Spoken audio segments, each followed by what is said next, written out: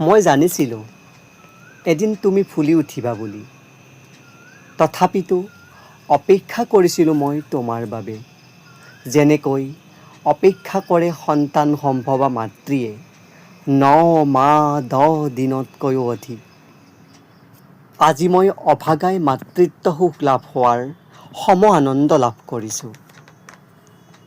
যেনেকৈ হেজাৰ কষ্ট লভিও সন্তানৰ মুখত প্ৰথম শব্দ মা বুলি শুনাৰ সমান।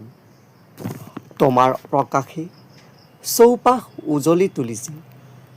হেজাৰ ৰঙেৰে সুগন্ধত প্ৰেমাকুল কৰিছে মোক। ফুল, তুমি ফুলি ৰবা মোৰ ফুলনিত আজীৱন। আশাৰ ৰেঙনি খুচি চৌপাশ উজ্বলাই তুলিবা তোমাৰ সুগন্ধৰে। তোমাৰ পূজাত আজীৱন ব্ৰতী হৈ থাকিম মই। তোমাৰ পৰশেৰে, তোমাৰ প্ৰকাশেৰে। নমস্কাৰ।